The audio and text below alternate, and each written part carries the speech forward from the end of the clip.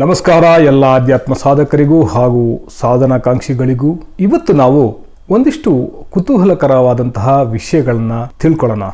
ನಮ್ಮ ಸಂಸ್ಕೃತಿ ಹಾಗೂ ಪರಂಪರೆಗೆ ಬಹುದೊಡ್ಡ ಇತಿಹಾಸ ಇದೆ.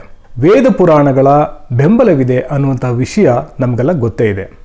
ಈ ಎಲ್ಲ ಪರಂಪರೆ ಹೀಗೆ ಅವಿಚ್ಛಿನ್ನವಾಗಿ ಸಾವಿರಾರು ವರ್ಷಗಳವರೆಗೆ ಹರಿದು ಬರೋದಕ್ಕೆ ಮೂಲ ಕಾರಣ ಏನು ಅಂತ ಆಲೋಚನೆ ಮಾಡಿದರೆ ಅದು ತಲೆಮಾರಿನಿಂದ ತಲೆಮಾರಿಗೆ ಹರಿದು ಬರುವಂತಹ ಜ್ಞಾನ ಅಥವಾ ವಿದ್ಯೆ ಎನ್ನುವುದು ನಮಗೆ ತಿಳಿಯುತ್ತೆ. ನಮ್ಮ ಭಾರತೀಯ ಪರಂಪರೆಯಲ್ಲಿ ಯಾವುದನ್ನು ಜ್ಞಾನ ಎಂದು ಕರೆಯಲಾಗಿದೆ ಅನ್ನೋದನ್ನು ನೋಡಿದ್ರೆ ಉಪನಿಷತ್ತುಗಳ ಪ್ರಕಾರ ಜ್ಞಾನವನ್ನು 2 ಭಾಗಗಳನ್ನಾಗಿ ಮಾಡಲಾಗಿದೆ. ಅದರಲ್ಲಿ ಒಂದು ಪರಾವಿದ್ಯೆ ಅಂದರೆ ಆಂತರಿಕ ಪ್ರಪಂಚದ ಜ್ಞಾನ, ಅಂದರೆ ಆಧ್ಯಾತ್ಮಿಕವಾದಂತಹ ಜ್ಞಾನ. ಇನ್ನೊಂದು ಅಪರಾವಿದ್ಯೆ.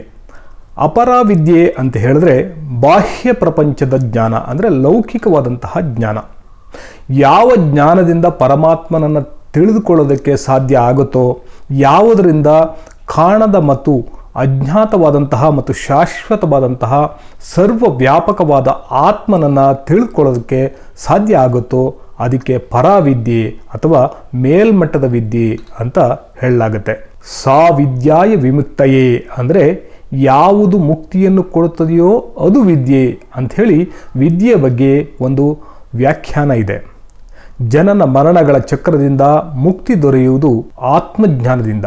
ಅಂದರೆ ಯಾವುದು ಆತ್ಮಜ್ಞಾನವನ್ನು ಉಂಟು ಮಾಡುತ್ತೋ ಅದೇ ಪರಾವಿದ್ಯೆ ಅಂತ ಅನಿಸ್ಕೊಳ್ಳುತ್ತೆ. ಎಲ್ಲ ವೇದಗಳು, ವ್ಯಾಕರಣ, ತತ್ವಶಾಸ್ತ್ರ, ಖಗೋಳಶಾಸ್ತ್ರ, ಜ್ಯೋತಿಷ್ಯ ಮತ್ತು ಅಂತಹ ಎಲ್ಲ ಜ್ಞಾನಗಳನ್ನು ಅಪರಾವಿದ್ಯೆಗಳು ಅಂತ ಕರೆಯಲಾಗಿದೆ. ಅಂದರೆ ಅದು ಸ್ವಲ್ಪ ಕೆಳಮಟ್ಟದ ಕಲಿಕೆಯ ವರ್ಗಕ್ಕೆ ಸೇರುತ್ತೆ. ಇವೆರಡೂ ರೀತಿಯ ವಿದ್ಯೆಗಳು ಒಬ್ಬನ ಪರಿಪೂರ್ಣ ಜೀವನಕ್ಕೆ ಬಹಳ ಮುಖ್ಯ. ಯಾಕೆಂದರೆ ವಾಸ್ತವವಾಗಿ ಎರಡನ್ನೂ ಕಲಿತು ಸಾಧಿಸಿ ಸ್ವಾಧೀನಪಡಿಸ್ಕೋಬೇಕಾಗತ್ತೆ ಮತ್ತು ಎರಡೂ ಸಮಾನವಾಗಿ ಮುಖ್ಯವಾದಂತಹ ವಿದ್ಯೆಗಳಾಗಿವೆ. ಈ ಪರ ಮತ್ತು ಅಪರ ವಿದ್ಯೆಗಳು ಪರಸ್ಪರ ಪ್ರತ್ಯೇಕವಾಗಿರೋದಲ್ಲ, ಒಂದು ಇನ್ನೊಂದಿಲ್ಲದೆ ಅಪೂರ್ಣ ಅಂತ ಹೇಳಿ ಉಪನಿಷತ್ತುಗಳು ಬಲವಾಗಿ ಒತ್ತಿ ಹೇಳ್ತಾ ಇದ್ದಾವೆ. ಇವತ್ತು ನಾವು ಅಪರಾವಿದ್ಯೆಗಳು ಅನ್ನೋದು ಏನು ಅನ್ನೋದನ್ನು ನೋಡಿದ್ರೆ ಇವುಗಳನ್ನು ಬೇರೆ ಬೇರೆ ಶಾಸ್ತ್ರಗಳಲ್ಲಿ, ಬೇರೆ ಬೇರೆ ಗ್ರಂಥಗಳಲ್ಲಿ ಬೇರೆ ಬೇರೆ ರೀತಿಯಾಗಿ ಹೇಳಲ್ಪಟ್ಟಿವೆ. ಮುಖ್ಯವಾಗಿ 14 ಅಪರ ಅಂದರೆ ಲೌಕಿಕವಾದಂತಹ ವಿದ್ಯೆಗಳಿವೆ. ಅದರಲ್ಲಿ 4 ವೇದಗಳು, 4 ಉಪವೇದಗಳು ಹಾಗೂ 6 ವೇದಾಂಗಗಳು ಸೇರಿ 14 ಅಪರ ವಿದ್ಯೆಗಳಾಗುತ್ತೆ. ಈ 14 ವಿದ್ಯೆಗಳ ಬಾಹ್ಯ ಅಭಿವ್ಯಕ್ತಿಯಾಗಿ 64 ಕಲೆಗಳು ಉಂಟಾಗಿದ್ದು ಅವುಗಳನ್ನು 14 ವಿದ್ಯೆಗಳಿಗೆ ಪೂರಕವಾಗಿ ನಮ್ಮ ಪ್ರಾಚೀನ ಭಾರತದಲ್ಲಿ ಕಲಿಯಲಾಗ್ತಾ ಇತ್ತು. 64 ಕಲೆಗಳನ್ನು 4 ವಿಭಾಗಗಳನ್ನಾಗಿ ವಿಂಗಡಿಸಲಾಗಿದೆ. ಅದನ್ನು ಜ್ಞಾನ, ಶಾಸ್ತ್ರ, ರೂಪ ಮತ್ತು ಕ್ರಿಯಾ ಅಂತ ಕರೆಯಲಾಗುತ್ತೆ. ಈ 64 ಕಲೆಗಳು ಮತ್ತು 14 ವಿದ್ಯೆಗಳ ನಡುವಿನ ಸಂಬಂಧವು ಹೇಗಂತ ಹೇಳಿದ್ರೆ 14 ವಿದ್ಯೆಗಳ ಆಧಾರದ ಮೇಲೆ ಅವುಗಳ ವೈಜ್ಞಾನಿಕ ತತ್ವಗಳ ಹಾಗೂ ತಂತ್ರಗಳ ಆಧಾರದ ಮೇಲೆ 64 ವಿವಿಧ ಸೃಜನಶೀಲ ಚಟುವಟಿಕೆಗಳನ್ನು ರಚಿಸಲಾಗಿರ್ತಾ ಇತ್ತು. ಚತುಷ್ಷಷ್ಟಿ ಕಲೆಗಳು ಅಂತ ಕರೆಯಲ್ಪಡುವಂತಹ 64 ಸಾಂಪ್ರದಾಯಿಕ ಕಲೆಗಳ ಪಾಂಡಿತ್ಯ ಪ್ರಾಚೀನ ಭಾರತದಲ್ಲಿ ಸುಸಂಸ್ಕೃತ ವ್ಯಕ್ತಿಯ ಬೆಳವಣಿಗೆಯಲ್ಲಿ ಪ್ರಮುಖ ಪಾತ್ರವನ್ನು ವಹಿಸ್ತಾ ಇತ್ತು. ಇವುಗಳನ್ನು ಕಲಿತವನು ಜ್ಞಾನಿಯಾಗಿದ್ದು ಪ್ರಪಂಚದಲ್ಲಿ ಎಲ್ಲಿ ಬೇಕಾದರೂ ಜೀವಿಸಬಲ್ಲಂತಹ ಸಾಮರ್ಥ್ಯವನ್ನು ಹೊಂದಿರ್ತಾನೆ ಅಂತ ನಂಬಲಾಗ್ತಾ ಇತ್ತು. ಭಗವಾನ್ ಶ್ರೀಕೃಷ್ಣ ಈ 64 ಕಲೆಗಳಲ್ಲಿ ನಿಷ್ಣಾತನಾಗಿದ್ದ ಅಂತ ನಂಬಲಾಗಿದೆ. ಕಂಸನ ವಧೆಯಾದ ಮೇಲೆ ಕೃಷ್ಣ ಮತ್ತು ಬಲರಾಮರು ಆವಂತಿ ನಗರದಲ್ಲಿರುವಂತಹ ಗುರು ಸಾಂದೀಪನಿಯ ಆಶ್ರಮಕ್ಕೆ ಹೋಗಿ ಕೃಷ್ಣ ಅಲ್ಲಿ ಕೇವಲ 64 ದಿನಗಳ ಅವಧಿಯಲ್ಲಿ 14 ವಿದ್ಯೆಗಳ ಸಮೇತ 64 ಕಲೆಗಳನ್ನು ಕಲಿತ್ಕೊಳ್ತಾನಂತೆ. ಸಾಮಾನ್ಯವಾಗಿ ಒಬ್ಬ ವ್ಯಕ್ತಿ ಈ ಎಲ್ಲ ಕಲೆಗಳಲ್ಲಿ ಪರಿಣಿತಿಯನ್ನು ಪಡೆಯಲು ಸುಮಾರು 2 ರಿಂದ 4 ವರ್ಷಗಳ ಅವಧಿಯನ್ನು ತೆಗೆದುಕೊಳ್ತಾ ಇದ್ರು ಅಂತ ಹೇಳಲಾಗಿದೆ. ಆದರೆ ಕೃಷ್ಣ ಕೇವಲ 64 ದಿನಗಳಲ್ಲಿ ಎಲ್ಲ 64 ಕಲೆಗಳನ್ನು ಕಲಿತ ಅಂತ ಹೇಳಲಾಗುತ್ತೆ. ಪ್ರಾಚೀನ ಪಠ್ಯದಲ್ಲಿ ವಿವರಿಸಲಾಗಿರುವಂತಹ ಈ 64 ವಿದ್ಯೆಗಳು ಯಾವುವು ಅಂತ ನೋಡಿದ್ರೆ, ಒಂದನೆಯದು ವೇದ. ಋಗ್ವೇದ, ಯಜುರ್ವೇದ, ಸಾಮವೇದ, ಅಥರ್ವಣ ವೇದಗಳು ಸೇರಿ ಈ 4 ವೇದಗಳಾಗಿವೆ. ಅದಾದಮೇಲೆ ಎರಡನೇ ವಿದ್ಯೆ ವೇದಾಂಗ. ಸಾಂಪ್ರದಾಯಿಕವಾಗಿ ವೇದಗಳ ಅಧ್ಯಯನ ಮತ್ತು ಅರಿವಿಗೆ ಸಂಬಂಧಿಸಿದಂತಹ 6 ಪೂರಕ ವಿಭಾಗಗಳಿರುತ್ತವೆ. ಅವುಗಳಿಗೆ ಶಿಕ್ಷಾ ಅಂತ ಹೇಳ್ತಾರೆ, ಇದು ಧ್ವನಿಶಾಸ್ತ್ರ, ವೇದಗಳನ್ನ ಹೇಗೆ ಉಚ್ಚಾರಣೆ ಮಾಡಬೇಕು ಅಂತ ಹೇಳಿ. ಕಲ್ಪ ಅಂದರೆ ಧರ್ಮಾಚರಣೆಗೆ ಸಂಬಂಧಪಟ್ಟಂಥದ್ದು. ವ್ಯಾಕರಣ ಮತ್ತು ನಿರುಕ್ತ, ಇದು ವ್ಯುತ್ಪತ್ತಿಶಾಸ್ತ್ರ ಅಂತ ಹೇಳ್ತಾರೆ. ಛಂದಸ್ಸು ಮತ್ತು ಜ್ಯೋತಿಷ್ಯ, ಇವು ವೇದಾಂಗಗಳು. ಮೂರನೆಯದು ಇತಿಹಾಸ. ಇತಿಹಾಸ ಅಂದರೆ ಹೀಗೆ ನಡೆದಿತ್ತು ಅನ್ನೋವಂಥ ಅರ್ಥ ಇರುವಂತಹ ಭಾಗವತ ಪುರಾಣಾದಿಗಳು ಮತ್ತು ರಾಮಾಯಣ ಮಹಾಭಾರತಗಳನ್ನ ಇತಿಹಾಸವಾಗಿ ಕಲಿತಾ ಇದ್ರು. ನಾಲ್ಕನೆಯ ವಿದ್ಯೆ ಆಗಮ. ಶೈವಾಗಮ, ವೈಖಾನಸಾಗಮ, ಪಾಂಚರತ್ರಾಗಮ, ಸ್ಮಾರ್ತಾಗಮ. ಐದನೆಯದು ನ್ಯಾಯ. ಕಾವ್ಯ ಅಂದರೆ ರಾಮಾಯಣ ಮತ್ತು ಮಹಾಭಾರತ. ಏಳನೆಯದು ಅಲಂಕಾರ. ಅದರಲ್ಲಿ ಅಲಂಕಾರಗಳು ನಮಗೆ ಸಾಹಿತ್ಯಕ್ಕೆ ಸಂಬಂಧಪಟ್ಟಂಥದ್ದು. ಶಬ್ದಾಲಂಕಾರಗಳು, ಅರ್ಥಾಲಂಕಾರಗಳು ನಾವು ಕೇಳಿದ್ದೀವಿ. ಉಪಮಾಲಂಕಾರ, ದೀಪಕಾಲಂಕಾರ, ರೂಪಕಾಲಂಕಾರ, ಉತ್ಪ್ರೇಷಾಲಂಕಾರ, ಅರ್ಥಾಂತರನ್ಯಾಸಾಲಂಕಾರ, ಅತಿಶಯೋಕ್ತಿ ಅಲಂಕಾರ, ಶೇಷಾಲಂಕಾರ, ಸ್ವಭಾವೋಕ್ತಿ ಅಲಂಕಾರ, ದೃಷ್ಟಾಂತ ಅಲಂಕಾರ. ಹೀಗೆ ಸಾಕಷ್ಟು ವಿವಿಧ ರೀತಿಯಾದಂತಹ ಅಲಂಕಾರಗಳು ಸಾಹಿತ್ಯದಲ್ಲಿದ್ದಾವೆ. ಅದನ್ನು ಕಲಿತಾ ಇದ್ರು. ನಾಟಕಗಳನ್ನು ಕಲಿತಾ ಇದ್ರು. 9ನೆಯ ವಿದ್ಯೆಯಾಗಿ ಗಾನ ಅಂದರೆ ವೇದಗಳನ್ನು ವಿಶಿಷ್ಟ ಲಯದಲ್ಲಿ ಉಚ್ಚರಿಸುವಂತಹ ಕ್ರಮ, ಅಂದರೆ ಸಾಮಗಾನ ಅಂತ ನಾವು ಕೇಳ್ತೀವಿ. ಸಾಮವೇದವನ್ನು ಪಠಿಸುವಾಗ ಸಾಮಗಾನ ಅಂತ ಹೇಳ್ತಾ ಇದ್ರು, ಅದನ್ನು ಕಲಿತಾ ಇದ್ರು. 10ನೆಯ ವಿದ್ಯೆ ಕವಿತ್ವ, ಅಂದರೆ ಕವಿತೆಯನ್ನು ರಚಿಸುವಂತಹ ಸಾಮರ್ಥ್ಯ. 11ನೆಯ ವಿದ್ಯೆಯಾಗಿ ಕಾಮಶಾಸ್ತ್ರ. ಕಾಮಶಾಸ್ತ್ರ ಅಂತ ಹೇಳಿದ್ರೆ ಕೇವಲ ಲೈಂಗಿಕ ವಿಜ್ಞಾನ ಮಾತ್ರ ಅಲ್ಲ, ಅದು ಗಂಡು ಹೆಣ್ಣುಗಳಲ್ಲಿರುವಂತಹ ವಿವಿಧ ವಿಧಗಳು ಮತ್ತು ಯಾರು ಯಾರಿಗೆ ಸೂಕ್ತರಾಗಿರ್ತಾರೆ ಮತ್ತು ಅವರ ಜೀವನ ವಿಧಾನಗಳು ಹೇಗಿರುತ್ತೆ ಅನ್ನುವಂತಹ ತಿಳಿಸುವಂತಹ ಒಂದು ಪರಿಪೂರ್ಣವಾದಂತಹ ಶಾಸ್ತ್ರ ಕಾಮಶಾಸ್ತ್ರ ಆಗಿತ್ತು. ಅದನ್ನು ಕಲಿತಾ ಇದ್ರು. 12ನೇ ವಿದ್ಯೆಯಾಗಿ ದ್ಯೂತ ನೈಪುಣ್ಯವನ್ನು ಕಲಿತಾ ಇದ್ರು. ದ್ಯೂತ ನೈಪುಣ್ಯ ಅಂತ ಹೇಳಿದ್ರೆ ಪಗಡೆ ಆಡೋದು, ಜೂಜಾಟಕ್ಕೆ ಸಂಬಂಧಿಸಿದಂತಹ ಸೂಕ್ತಗಳನ್ನು ಕಲಿತುಕೊಳ್ಳೋದು. ದೇಶ ಭಾಷಾ ಜ್ಞಾನ ಅಂದರೆ ಸ್ಥಳೀಯವಾದ ಬೇರೆ ಬೇರೆ ಭಾಷೆಗಳನ್ನು ಮಾತನಾಡುವಂತಹ ಕಲೆಯನ್ನು ಕಲಿತಾ ಇದ್ರು. ಲಿಪಿಕರ್ಮ, ದೇಶ ಭಾಷೆಗಳಿಗೆ ಸಂಬಂಧಿಸಿದಂತಹ ಅಕ್ಷರಗಳನ್ನು ಪರಿಣಿತರ ರೀತಿಯಾಗಿ ಬರೆಯುವಂತಹ ಒಂದು ವಿದ್ಯೆ. ವಾಚನ, ಯಾವ ರೀತಿಯ ಗ್ರಂಥವಾದರೂ ಕೂಡ ತಪ್ಪಿಲ್ಲದ ರೀತಿಯಲ್ಲಿ ಶ್ರಾವ್ಯವಾಗಿ ಹಾಗೂ ಅರ್ಥವತ್ತಾಗಿ ಓದುವಂತಹ ಕಲೆ. ಹಾಗೆ ಸಮಸ್ತಾವಧಾನ, ನಾವು ಕೇಳಿದ್ದೀವಿ, ಅಷ್ಟಾವಧಾನ, ಶತಾವಧಾನ ಮೊದಲಾದವುಗಳನ್ನು, ಅವುಗಳಲ್ಲಿ ನೈಪುಣ್ಯವನ್ನು ಸಾಧಿಸ್ಕೊಳ್ಳೋದು. ಸ್ವರ ಪರೀಕ್ಷಾ. ಸ್ವರ ಪರೀಕ್ಷೆ ಅಂದ ತಕ್ಷಣ ನಮ್ಮ ಸ್ವರಕ್ಕೆ ಅಂದರೆ ಗಂಟಲಿಗೆ ಸಂಬಂಧಪಟ್ಟಿದ್ದಂತೆ ತಿಳ್ಕೊಬೇಡಿ. ಇದು ಉಚ್ಛ್ವಾಸ ಮತ್ತು ನಿಶ್ವಾಸಗಳಿಗೆ ಸಂಬಂಧಿಸಿದ. ಈಗ ಬಲಭಾಗದಲ್ಲಿ ಈ ಉಸಿರು ಹರಿದಾಡ್ತಾ ಇದ್ದರೆ ಏನು ಫಲಾಫಲಗಳಿರ್ತವೆ, ಎಡಭಾಗದಲ್ಲಿ ಉಸಿರು ಆಡ್ತಾ ಇದ್ದಾಗ ಏನು ಫಲಾಫಲಗಳಿರ್ತವೆ ಅಂತ ಹೇಳುವಂತಹ ಒಂದು ವಿದ್ಯೆ. ಹಾಗೆ ಶಾಸ್ತ್ರ ಪರೀಕ್ಷಾ, ಶಕುನ ಪರೀಕ್ಷಾ. ಈ ಶಕುನ ಪರೀಕ್ಷೆ ಹಕ್ಕಿ ಶಕುನ ಕೇಳಿರ್ತೀವಿ, ಹಲ್ಲಿ ಶಕುನ ಕೇಳಿರ್ತಾರೆ.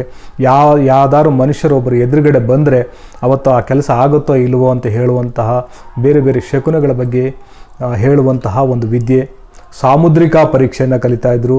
ಹಸ್ತರೇಖೆಗಳು, ಬಿಂದುಗಳು ಇತ್ಯಾದಿಗಳನ್ನು ಗುರುತಿಸಿ ಆ ವ್ಯಕ್ತಿಯ ಬಗ್ಗೆ ಶುಭಾಶುಭಗಳನ್ನು ಹೇಳುವಂತಹ ಒಂದು ಶಾಸ್ತ್ರ ಆಗಿತ್ತು. ರತ್ನ ಪರೀಕ್ಷೆ ಅಂತ ಒಂದು ವಿದ್ಯೆ. ನವರತ್ನಗಳ ಬಗ್ಗೆ, ಅವುಗಳ ಪ್ರಭಾವದ ಬಗ್ಗೆ, ಗುಣಮಟ್ಟದ ಬಗ್ಗೆ ಇತ್ಯಾದಿಗಳನ್ನು ಕಂಡುಹಿಡಿಯುವಂತಹ ಒಂದು ವಿದ್ಯೆ ಆಗಿತ್ತು. ಸ್ವರ್ಣ ಪರೀಕ್ಷೆ, ಬಂಗಾರದ ಬಗ್ಗೆ, ಬಂಗಾರವನ್ನು ಗುರುತಿಸುವುದು, ಅದರ ಒಂದು ಕ್ವಾಲಿಟಿಯನ್ನು ಕಂಡುಕೊಳ್ಳುವಂತಹ ಒಂದು ವಿದ್ಯೆ ಆಗಿತ್ತು. ಗಜಲಕ್ಷಣ, ಆನೆಗಳಿಗೆ ಸಂಬಂಧಪಟ್ಟಿರುವಂತಹ ಒಂದು ಜ್ಞಾನ. ಅಶ್ವಲಕ್ಷಣ ಅಂದರೆ ಕುದುರೆಗಳಿಗೆ ಸಂಬಂಧಿಸಿದಂತಹ ಜ್ಞಾನ. ಹಾಗೆಯೇ ಮಲ್ಲವಿದ್ಯಾ ಅಂದರೆ ಕುಸ್ತಿಯನ್ನು ಮಾಡುವಂತಹ ಒಂದು ವಿದ್ಯೆ. ಪಾಕಕರ್ಮ ಅಂದರೆ ಅಡಿಗೆ ಮಾಡುವಂತಹ ವಿದ್ಯೆ. ದೋಹಳ ಅಂದರೆ ವೃಕ್ಷಗಳಿಗೆ ಸಂಬಂಧಪಟ್ಟಂತಹ ಒಂದು ಶಾಸ್ತ್ರ. ಗಂಧವಾದ, ವಿವಿಧ ರೀತಿಯ ಸುವಾಸನೆಯ ವಸ್ತುಗಳನ್ನು ತಯಾರಿಸುವಂತಹ ಒಂದು ವಿದ್ಯೆ. ಧಾತುವಾದ ಅಂದರೆ ರಾಸಾಯನಿಕ ವಸ್ತುಗಳನ್ನು ಉಪಯೋಗಿಸಿಕೊಂಡು ಬೇರೆ ಬೇರೆ ರೀತಿಯಾಗಿ ಅದನ್ನು ಬಳಸುವಂತಹ ವಿದ್ಯೆ. ಖನಿವಾದ ಅಂದರೆ ಖನಿಜಗಳು ಮತ್ತು ಅದರ ನಿಕ್ಷೇಪಗಳ ಬಗ್ಗೆ ತಿಳಿದಿರುವಂತಹ ವಿದ್ಯೆ. ರಸವಾದ ಅಂದರೆ ಪಾದರಸ ಇತ್ಯಾದಿ ರಾಸಾಯನಿಕಗಳನ್ನು ಬಳಸಿಕೊಂಡು ಚಿನ್ನವನ್ನು ಒಂದು ತಯಾರು ಮಾಡುವಂತಹ ವಿದ್ಯೆ. ಅಗ್ನಿಸ್ತಂಭನ ಅಂದರೆ ಅಗ್ನಿಯಲ್ಲಿ ಸುಡದೇನೆ ಅಗ್ನಿಯ ಮಧ್ಯೆ ಇರುವಂತಹ ಒಂದು ವಿದ್ಯೆ. ಜಲಸ್ತಂಭನ ಅಂದರೆ ನೀರಿನೊಳಗೆ ಅಡಗಿ ಕುಳಿತುಕೊಳ್ಳುವಂತಹ ಒಂದು ವಿದ್ಯೆ. ಹಾಗೆಯೇ ವಾಯುಸ್ತಂಭನ ಅಂದರೆ ಗಾಳಿಯನ್ನು ಉಸಿರಾಟ ಮಾಡದೇನೆ ಸ್ತಂಭನ ಮಾಡಿ ಇರುವಂತಹ ಒಂದು ವಿದ್ಯೆ.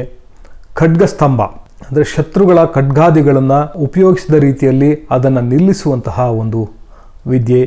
ವಶ್ಯ ಅಂದರೆ ವಶೀಕರಣ ವಿದ್ಯೆ, ಆಕರ್ಷಣ ಅಂದರೆ ಆಕರ್ಷಿಸುವಂತಹ ವಿದ್ಯೆ, ಮೋಹನ ಅಂದರೆ ಸಂಮೋಹನ ಮಾಡುವಂತಹ ಒಂದು ವಿದ್ಯೆ, ವಿದ್ವೇಷಣ ಅಂದರೆ ಇಬ್ಬರಲ್ಲಿ ಜಗಳವನ್ನು ಹುಟ್ಟಿಸುವಂತಹ ಒಂದು ವಿದ್ಯೆ, ಉಚ್ಚಾಟನ ಬೇರೆಯವರನ್ನು ಅವರು ಇರುವ ಜಾಗದಿಂದ ದೂರ ಸರಿಸುವಂತಹ ಉಚ್ಚಾಟಿಸುವಂತಹ ಒಂದು ವಿದ್ಯೆ, ಮಾರಣ ಅಂದರೆ ಪ್ರಾಣಹಾನಿ ಮಾಡುವಂತಹ ಒಂದು ವಿದ್ಯೆ ಇದು, ಕಾಲವಂಚನ ಕಾಲವನ್ನು ಬದಲಾವಣೆ ಮಾಡುವಂತಹ ಒಂದು ವಿದ್ಯೆ, ಹಾಗೆಯೇ ವಾಣಿಜ್ಯ ವ್ಯಾಪಾರಕ್ಕೆ ಸಂಬಂಧಪಟ್ಟಿರುವಂತಹ ವಿದ್ಯೆ, ಪಶುಪಾಲನ ಅಂದರೆ ಪಶುಗಳು ಆ ಕಾಲದ ಸಂಪತ್ತಾಗಿತ್ತು, ಅವುಗಳನ್ನು ಪಾಲನೆ ಮಾಡುವಂತಹದ್ದು ಒಂದು ಅದ್ಭುತವಾದಂತಹ ವಿದ್ಯೆ ಆಗಿತ್ತು ಆ ಕಾಲದಲ್ಲಿ.